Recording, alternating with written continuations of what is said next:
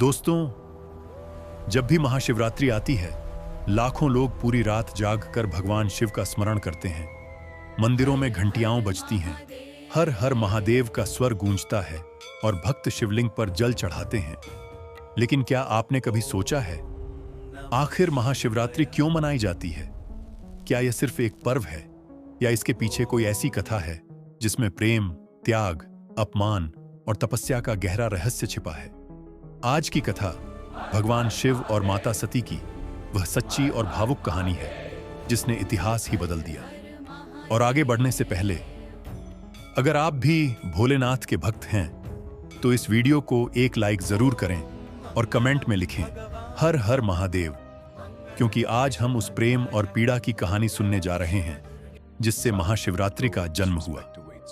अब कहानी शुरू करते हैं। बहुत समय पहले ब्रह्मा जी के पुत्र थे राजा दक्ष। वे अत्यंत शक्तिशाली और अभिमानी राजा थे। दक्ष की एक पुत्री थी, सती। सती बचपन से ही भगवान शिव की अनन्य भक्त थीं। उनका मन शिव के ध्यान में लगा रहता। लेकिन समस्या यह थी कि राजा दक्ष शिव को पसंद नहीं करते थे। उन्हें लगता था शिव कोई राजसी देवता नहीं है। वे भस्म लगाते हैं, श्मशान में रहते हैं, गले में सर्प धारण करते हैं और साधारण वेश में रहते हैं। राजा दक्ष चाहते थे कि उनकी पुत्री का विवाह किसी राजसी और वैभवशाली देवता से हो। लेकिन सती ने मन ही मन शिव को अपना पति मान लिया था। उन्होंने कठोर तपस्या शुरू कर दी। वर्षों की तपस्या के बाद भगवान शिव प्रकट हुए। उन्होंने सती की भक्ति देखी और उन्हें पत्नी रूप में स्वीकार किया। दोनों का विवाह हुआ। लेकिन राजा दक्ष का अहंकार शांत नहीं हुआ। वह इस विवाह से खुश नहीं थे। समय बीता।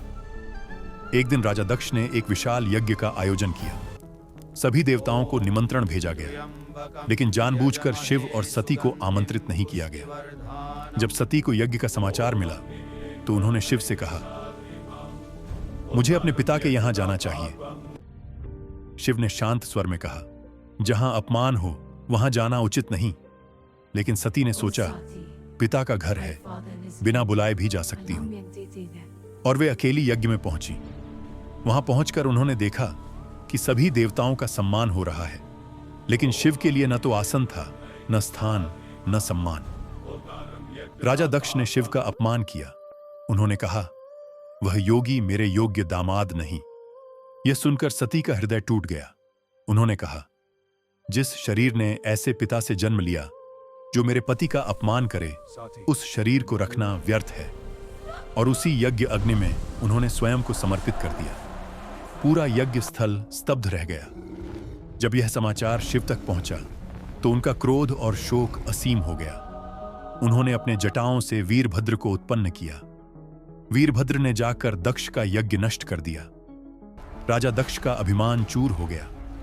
लेकिन शिव का दुख कम नहीं हुआ। वे सती के जले हुए शरीर को उठाकर पूरे ब्रह्मांड में घूमने लगे। उनका तांडव शुरू हो गया। पूरी सृष्टि संकट में आ गई। तब भगवान विष्णु ने अपने सुदर्शन चक्र से सती के शरीर को खंड खंड कर दिया। जहां जहां उनके अंग गिरे वहां शक्तिपीठ बने और शिव का क्रोध धीरे धीरे शांत हुआ। समय बीता। सती ने पुनः पार्वती रूप में जन्म लिया और कठोर तपस्या के बाद शिव से पुनः विवाह किया। कहा जाता है कि शिव और पार्वती का पुनर्मिलन जिस रात्रि हुआ वही महाशिवरात्रि की रात्रि मानी जाती है। इसलिए इस रात को भक्त जागरण करते हैं, उपवास रखते हैं और शिव पार्वती के दिव्य मिलन का स्मरण करते हैं। दोस्तों, इस कथा की सबसे बड़ी सीख है, प्रेम में अहंकार नहीं होना चाहिए। अपमान रिश्तों को तोड़ देता है और सच्चा प्रेम जन्म जन्मांतर तक चलता है। महाशिवरात्रि केवल पूजा की रात नहीं, यह प्रेम, तपस्या और समर्पण की रात है। जब शिव जैसे विरक्त योगी भी प्रेम के लिए रो पड़ते हैं तो समझना चाहिए कि प्रेम संसार की सबसे बड़ी शक्ति है। अगर यह कथा आपके मन को छू गई हो तो वीडियो को लाइक करें और कमेंट में लिखें हर हर महादेव और चैनल को सब्सक्राइब करना न भूलें, क्योंकि अगली कहानी में हम जानेंगे क्यों शिव को भोलेनाथ कहा जाता है। हर हर महादेव।